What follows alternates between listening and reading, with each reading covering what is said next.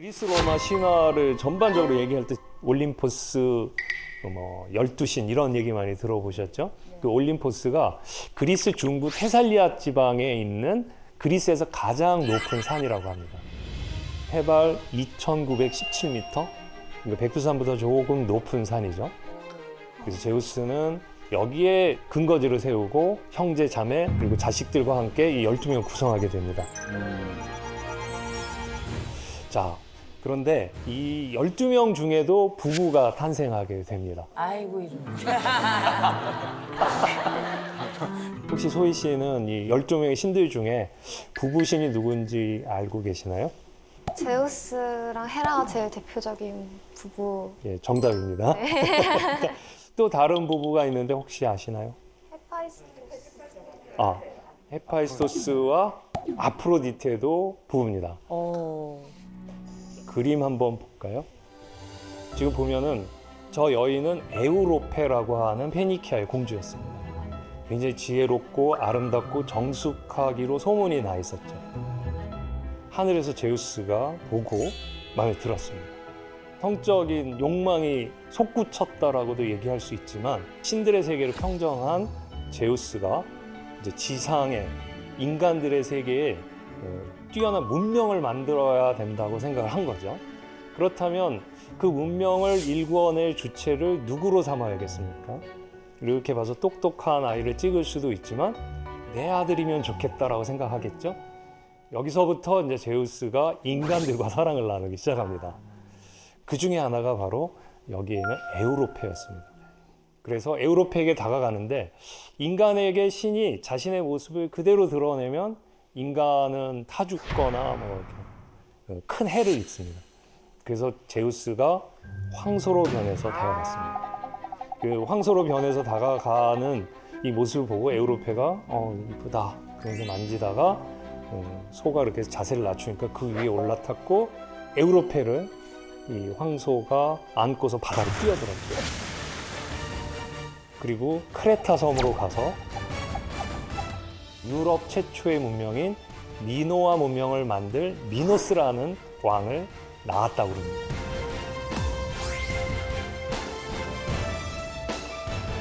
제우스가 바람을 핀 데에는 다 계획이 있었던 거죠. 자, 이 위대한 문명의 시발점을 어디서부터 시작하는 게 이 위대함을 부각시킬 수 있겠습니까? 신의 혈통. 그렇죠? 우리의 문명을 만든 자는 보통 사람이 아니야. 신의 혈통을 땄는데 신도 보통 신이 아니야. 최고의 신 제우스야. 이러고 보니까 우리 동네도 그런데 그러면서 동네마다 자기네들을 주장하면 제우스가 바람 안 필 도리가 없게 되는 거죠. 그리고 제우스가 바람 피우는 모습을 잘 보면은 상대가 아까 헤라처럼 다 거부하거나 그런 경우 굉장히 많아요. 다 피해 다니고 난 싫다고 그러고 그럴 때 제우스가 포기하지 않습니다. 상대가 거절할 때 내 자존심을 내세우지 않고 상대가 나를 받아들일 수 있는 모습으로 나를 변신시키고 나를 낮추고 나를 그 모습에 이제 맞추는 거죠. 이게 자신의 성적 욕망을 채우기 별짓 다 하네 이게 아니라 큰 일을 이루기 위해서 자신을 그렇게 낮추고 상대를 배려했구나라는 마음이 있는 거죠. 자, 어쨌든 얘기로 다시 돌아와서 헤라와 제우스가 결혼을 했고 그 사이에서 자식들이 태어났겠죠. 그림에 보면 에일레이튀아라고 있는데 이거는 출산의 여신, 결혼의 여신의 딸, 출산의 여신 잘 맞죠? 그리고 이제 헤베라는 여신이 있습니다. 헤베는 젊음의 여신입니다. 그리고 이제 문제가 되는 게 이제 아레스라는 신인데요. 이 아레스 신은 그 전쟁의 신. 전쟁을 일삼고 난폭한 신이죠. 이거 좀 안 어울리긴 하는데 이것도 제가 계속 연구 중입니다. 왜 헤라와 제우스 사이에서 전쟁의 신이 태어났을까? 부부싸움. 전쟁 같은 사람. 사랑을 만들어야 또 그러고 보니까 이해가 되는 것도 있네요. 자, 그리고 헤파이스토스라고 하는 신인데요. 제우스와 헤라 사이에서 태어났다라는 얘기도 있고 헤라가 혼자서 낳았다라는 얘기도 있습니다. 자, 그런데 이 자식들 4명의 면면을 보면은 사실 그 태양의 신 아폴론이나 지혜의 신 아테나, 미의 여신 아프로디테 이런 신들에 비해서 보면은 좀 떨어지는 느낌이 있습니다. 그것 때문에 헤라가 굉장히 열등감을 가졌다고 하는 이야기가 있습니다. 그러고 있는 상황 속에서 제우스가 더 좋은 자식을 얻기 위해서 막 바람을 피우고 다니니까 이런 모습에 헤라가 더 화가 났던 거죠. 자, 이런 헤라의 앙심, 질투심, 복수심 때문에 가장 피해를 봤던 또 하나의 상이 있는데 디오니소스 신입니다. 이 디오니소스는 바로 제우스가 꼭 필요하다 생각해서 세멜레라고 하는 여인과 사랑을 나눠서 낳은 자식이라고 할 수 있습니다. 자, 그런데 세멜레는 어떤 여인이었냐면 제우스 신전의 여사제였습니다. 자, 그런데 이 세멜레가 자기가 모시는 제우스가 찾아왔으니까 얼마나 기뻤겠어요. 그런데 제우스는 자기 모습 그대로는 나타날 수 없으니 청년의 모습으로 나타나서 세멜레에게 접근하고 둘이 사랑을 나눴고 둘 사이에서 아들을 잉태하게 됩니다. 자, 그런데 이걸 본 헤라가 가만히 있겠습니까?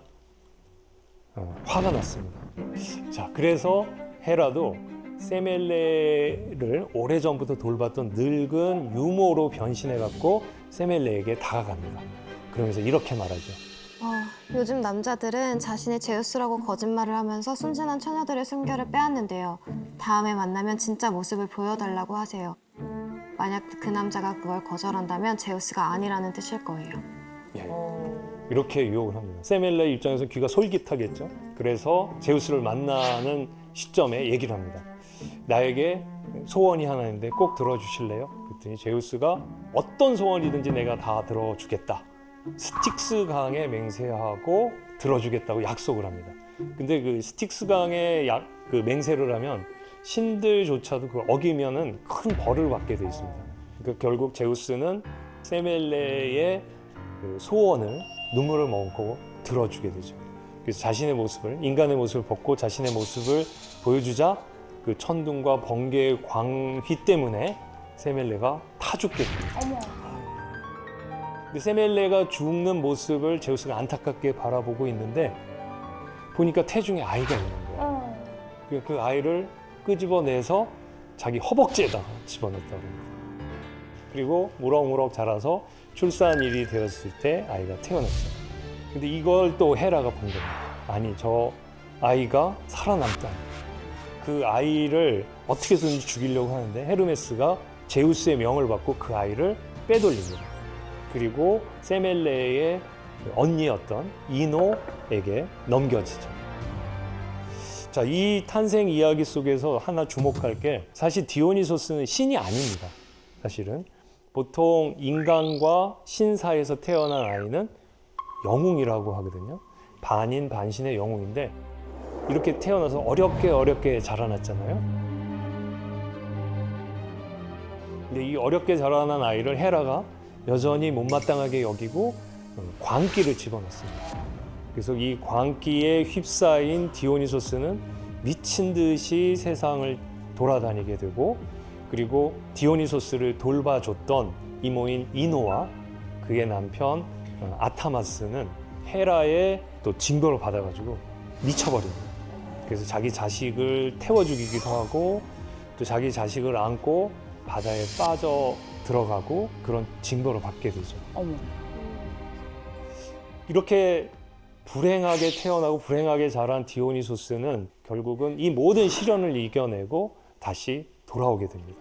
그러면서 신으로 거듭나게 되죠.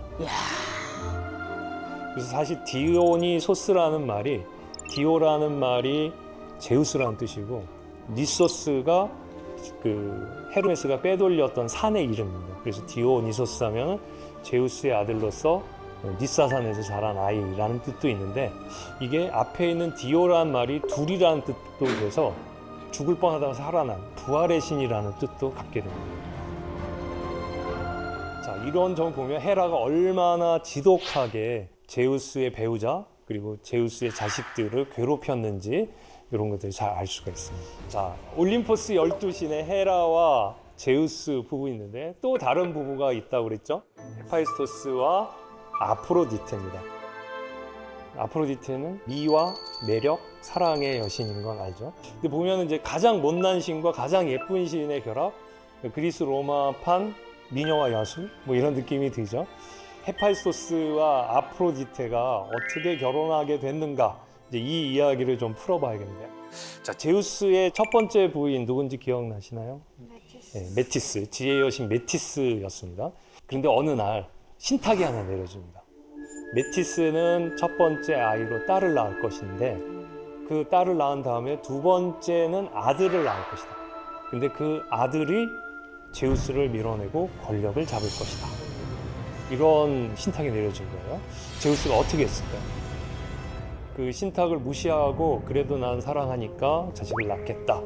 이렇게 마음을 먹을 제우스일까요? 제우스는 사랑보다 권력을 더 우선시하는, 내가 어떻게 그 획득한 권력인데 이걸 놓칠 수 없다. 그럼 어떻게 해야 할까요? 메티스가 아이를 낳지 못하도록 해야겠죠. 그러니까 메티스를 잡아서 삼켜버립니다.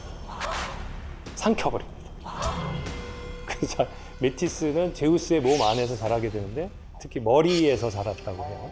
근데 삼켰던 그 당시에 이미 메티스는 아이를 갖고 있었어요. 어머. 출산일이 되자 제우스가 극심한 두통에 시달리게 됩니다. 이 아이가 자라나니까. 어이구 머리야. 옆을 지키고 있던 프로메테우스가 고통받는 제우스를 보고 내가 해결해 줄게 하면서 옆에 있는 도끼를 들어서 머리를 때려줬답니다. 머리가 갈라지면서 거기서 짜자잔 하고 나타난 게 바로 아테나라는 거예요. 이 소식을 들은 헤라가, 아니 저 남편이 나 없이 아이를 낳아? 그럼 나도 혼자서 아이를 낳을게. 그러면서 낳은 아이가 헤파이스토스라고 합니다. 근데 아이를 낳고 보니까 이 아이가 엄청 못생긴 거예요. 게다가 다리를 절고 있고 구질구질해 생긴 거예요. 아우, 내가 아이를 낳았는데 이 모양이 이 꼴이야. 제우스는 번듯한 아테나 여신을 낳았는데, 그래서 화가 나서 이 헤파이스토스를 집어서 하늘에서 올림포스 궁전에서 아래로 던져버렸다고 합니다.